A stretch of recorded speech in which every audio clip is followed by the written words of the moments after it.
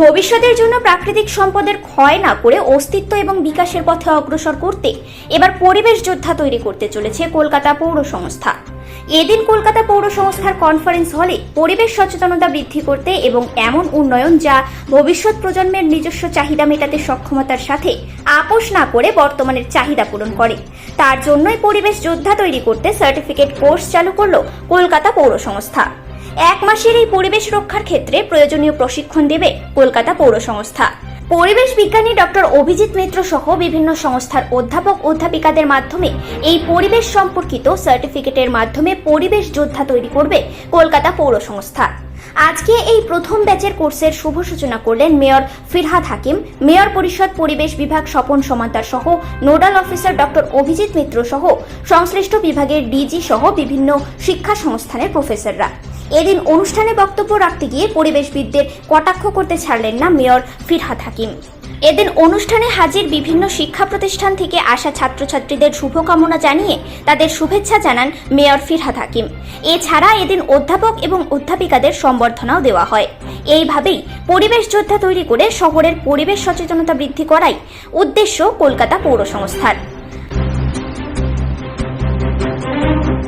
যারা আজকে এখানে এসেছেন পরিবেশ যোদ্ধা, নিজেদের পরিবেশ যোদ্ধা তৈরি করতে যারা এসেছেন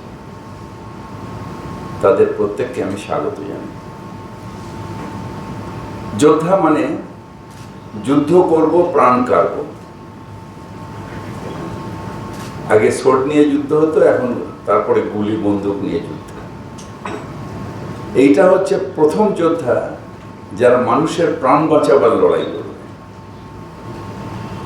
মানুষকে সুস্থ জীবনের পথে ফিরিয়ে যাবার লড়াই লড়বে, মানুষ যাতে প্রজন্মের পর প্রজন্ম ভালোভাবে থাকতে পারে এই পৃথিবীতে তার লড়াই লড়বে, যাতে এই পৃথিবীটা গ্যাস চেম্বার না তৈরি হয়ে যায় তার জন্য যা যা দরকার সেই লড়াই লড়বে। অর্থাৎ মানুষের মধ্যে সচেতনতা তৈরি করা, সেই লড়াই লড়বে। এবং আমার মতে এটা সব থেকে ইম্পর্টেন্ট। তার কারণ আমরা পৌর পরিষেবা দিই, গভর্নমেন্ট বিভিন্ন পরিষেবা দেয়, কিন্তু সেই পরিষেবাগুলো কার জন্য? মানুষের স্বার্থে। যদি মানুষই না থাকে তাহলে আর কিসের পৌর পরিষেবা, কিসের কিছুই তো থাকবে না।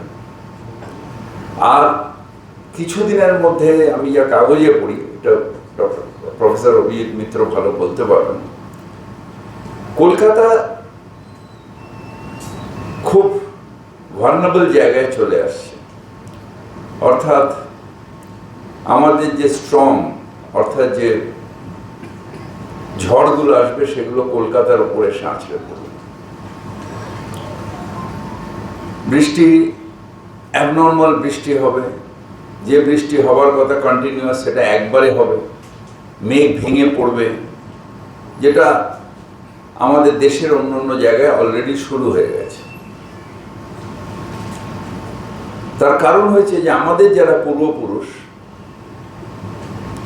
তারা সচেতন হননি, তারা আমাদের পরিবেশটাকে নষ্ট করে দিয়ে গেছেন, যেটা ভগবান আমাদের জন্য তৈরি করেছিল। কিন্তু বেটার লেট দ্যান নেভার, অনেকটা দেরি হয়ে গেছে।